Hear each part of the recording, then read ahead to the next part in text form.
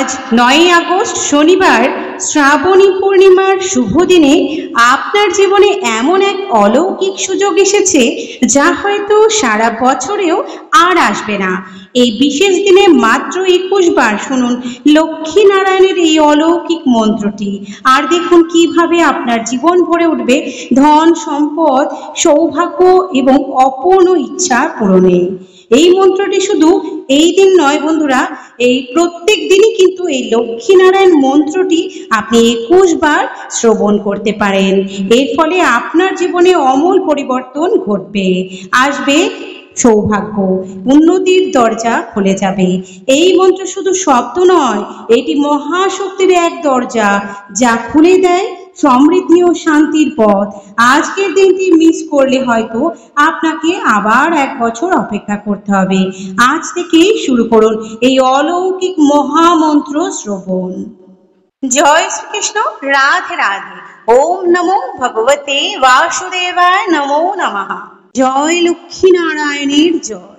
এই লক্ষ্মী নারায়ণ মন্ত্র শ্রবণের ফলে প্রচুর ধন প্রাপ্তি ও ইচ্ছা পূরণ এবং সন্তানের সুরক্ষিত জীবন ও সুখ শান্তি জীবনে পেতেই থাকবেন। নমস্কার বন্ধুরা, সনাতনী জ্ঞান চ্যানেলের আরো একটি ভিডিওতে আপনাদের সকলকে জানাই স্বাগত। আশা করি পরমপিতা পরমেশ্বরের আশীর্বাদে আপনারা সকলে ভালো আছেন এবং সুস্থ আছেন। আজ এই ভিডিওর মাধ্যমে লক্ষ্মী নারায়ণ এক অলৌকিক অভূতপূর্ব শক্তিশালী মন্ত্র আপনাদের সঙ্গে তুলে ধরব। এই মন্ত্রটি অত্যন্ত জনপ্রিয়। ধর্মীয় শাস্ত্রে কথিত রয়েছে, ঘুম থেকে উঠে নিজের হাত দর্শন একটি প্রাচীন এবং পবিত্র উপায় যা আপনার জীবনকে পরিবর্তন করতে বিশেষভাবে সাহায্য করে। এই অলৌকিক মন্ত্রটি সকালবেলায় ঘুম থেকে উঠে যাবতীয় আপনার বার্ষিক কাজ সম্পূর্ণ করার পর স্নান করে শুদ্ধ বস্ত্র পরিধান করে, এছাড়াও রাত্রে ঘুমোতে যাওয়ার আগে নিজের হাত দর্শন করে এই বিশেষ মন্ত্রটির মাধ্যমে মা লক্ষ্মী, মা সরস্বতী এবং ভগবান বিষ্ণুর প্রণাম জানিয়ে নিজের কৃতজ্ঞতা এবং নিজের মনের ইচ্ছা জানাতে হয়। আর এই মন্ত্রটি উচ্চারণ করার সময় আমরা কিভাবে আমাদের হাত দেখে মন্ত্রটি উচ্চারণ করতে পারি সেটি আজকে আপনাদের সঙ্গে শেয়ার করব। হাতের আগায় লক্ষ্মী বিরাজ করেন, অর্থ, ধন ও সৌভাগ্যের দেবী। হাতের মাঝখানে আছেন সরস্বতী, যিনি জ্ঞান ও বিদ্যার দেবী, আমাদের জ্ঞান বিদ্যা প্রদান করেন। হাতের মাঝখানে আছেন সরস্বতী দেবী, যিনি জ্ঞান বিদ্যার দেবী, ইচ্ছা আকাঙ্ক্ষা পূর্ণ করে থাকেন। এবং হাতের মূলাংশে অর্থাৎ হাতের সর্বনিম্ন ভাগে অর্থাৎ হাতের তালুর নিচে বিরাজ করে ভগবান বিষ্ণু, যিনি রক্ষাকর্তা, পালনকর্তা, বিশ্ব ব্রহ্মাণ্ডর আধার, আমাদের সকল মনের ইচ্ছা পূরণ করেন। ভগবান বিষ্ণু আমাদের লালন পালন করে থাকেন। তাই সকালে উঠে নিজের হাত দর্শন করে অর্থাৎ হাতের তালু দেখে এই প্রাচীন মহা শক্তিশালী মন্ত্রটি জপ করুন এবং শ্রবণ করুন এবং দিনটি শুরু করুন।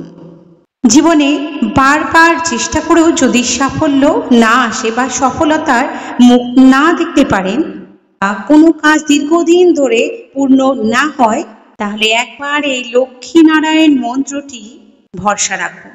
যারা যারা এই মন্ত্রটি শ্রবণ করেছেন তাদের জীবনে ইতিবাচক শক্তির প্রভাব ঘটেছে এবং মা লক্ষ্মী নারায়ণের আশীর্বাদ প্রাপ্ত হয়েছেন, যার ফলে তাদের জীবন বদলে গেছে।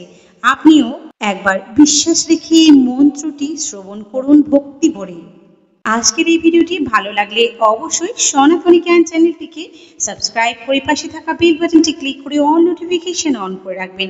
এই ধরনের আধ্যাত্মিকমূলক ভিডিওগুলি আপনার কাছে পৌঁছে যাবে। ভালো লাগলে লাইক শেয়ার করবেন আত্মীয় স্বজন, বন্ধু বান্ধব এবং গুরুজনদের মধ্যে, যাতে তারাও এই ভিডিওটির মাধ্যমে উপকৃত এবং সমৃদ্ধ হতে পারে। এবং অবশ্যই কমেন্ট সেকশনে জয় লক্ষ্মী নারায়ণ নমঃ কথাটি লিখতে একদমই ভুলবেন না। আসুন এবার শুনে নেওয়া যাক আমাদের ভক্তি ভরে মনে বিশ্বাস রেখে এই লক্ষ্মী নারায়ণের অলৌকিক প্রাচীন মন্ত্রটি। আসুন আমরা সকলে একত্রিত হয়ে ভক্তি ভরে শ্রবণ করি। ওম নমো ভগবতে বাসুদেবায় নমো। জয় লক্ষ্মী নারায়ণ নমো নমঃ। कराग्रे बसते लक्ष्मी, करमध्ये सरस्वती, करमूले तु गोविन्द, प्रभाते करदर्शनम्। कराग्रे बसते लक्ष्मी, करमध्ये सरस्वती, करमूले तु गोविन्द, प्रभाते करदर्शनम्। कराग्रे बसते लक्ष्मी, करमध्ये सरस्वती, करमूले तु गोविन्द, प्रभाते करदर्शनम्। कराग्रे बसते लक्ष्मी, करमध्ये सरस्वती, करमूले तु गोविन्द, प्रभाते करदर्शनम्। कराग्रे बसते लक्ष्मी, करमध्ये सरस्वती, करमूले तु गोविन्द, प्रभाते करदर्शनम्। कराग्रे बसते लक्ष्मी, करमध्ये सरस्वती, करमूले तु गोविन्द, प्रभाते करदर्शनम्।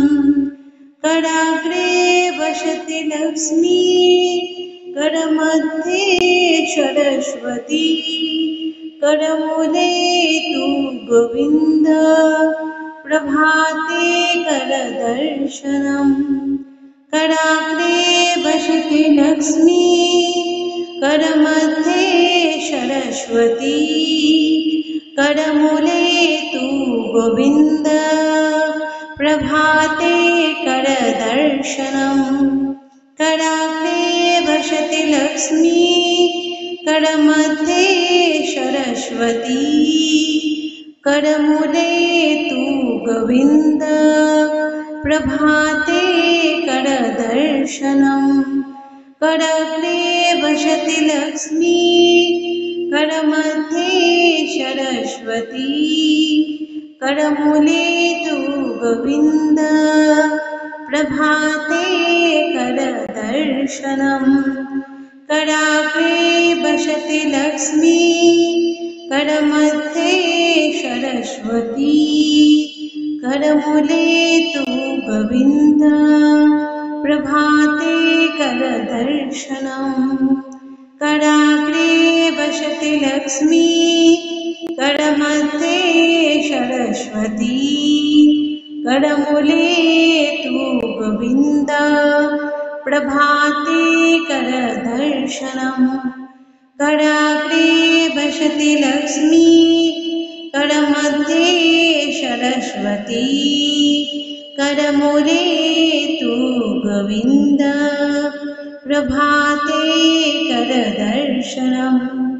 कराग्रे बसते लक्ष्मी, करमध्ये सरस्वती, करमूले तु गोविन्द, प्रभाते करदर्शनम्। कराग्रे बसते लक्ष्मी, करमध्ये सरस्वती, करमूले तु गोविन्द, प्रभाते करदर्शनम्।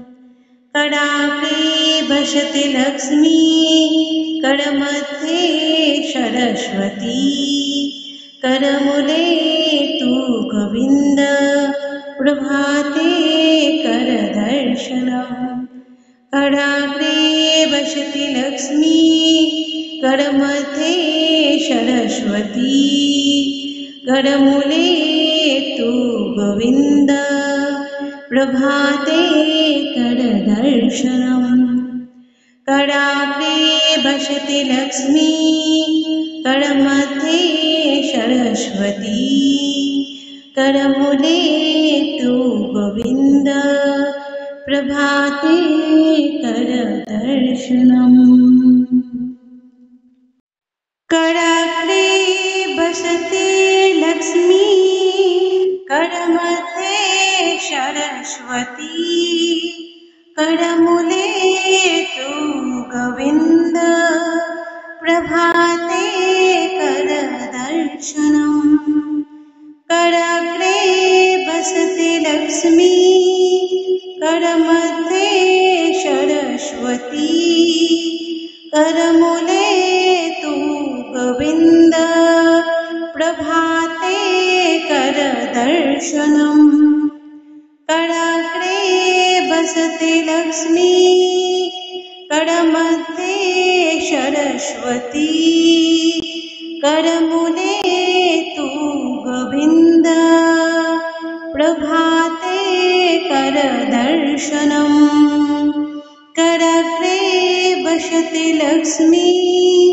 करमध्ये सरस्वती करमूले तु गोविन्द प्रभाते करदर्शनम् कराग्रे बसते लक्ष्मी करमध्ये सरस्वती करमूले तु गोविन्द प्रभाते करदर्शनम् कराग्रे बसते लक्ष्मी करमध्ये सरस्वती करमूले तु गोविन्द प्रभाते करदर्शनम् कराग्रे बसते लक्ष्मी करमध्ये सरस्वती करमूले तु गोविन्द प्रभाते करदर्शनम् कराग्रे बसते लक्ष्मी करमध्ये सरस्वती करमूले तु गोविन्द प्रभाते करदर्शनम् कराग्रे बसते लक्ष्मी करमध्ये सरस्वती करमूले तु गोविन्द प्रभाते करदर्शनम् कराग्रे बसते लक्ष्मी करमध्ये सरस्वती करमूले तु गोविन्द प्रभाते करदर्शनम् कराग्रे बसते लक्ष्मी करमध्ये सरस्वती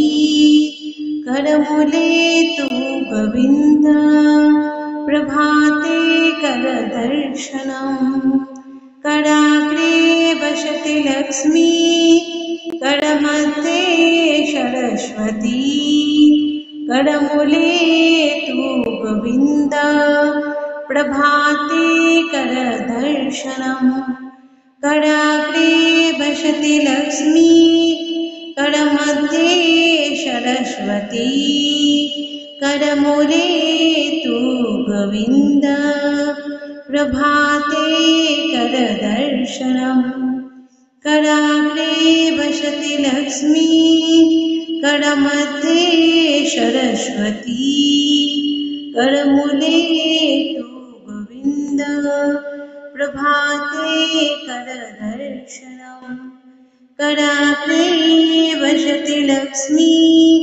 करमध्ये सरस्वती करमूले तु गोविन्द प्रभाते करदर्शनम् कराग्रे बसते लक्ष्मी करमध्ये सरस्वती करमूले तु गोविन्द प्रभाते करदर्शनम् कराग्रे बसते लक्ष्मी करमध्ये सरस्वती करमूले तु गोविन्द प्रभाते करदर्शनम् कराग्रे भसति लक्ष्मी करमध्ये सरस्वती करमूले तु गोविन्द प्रभाते करदर्शनम्।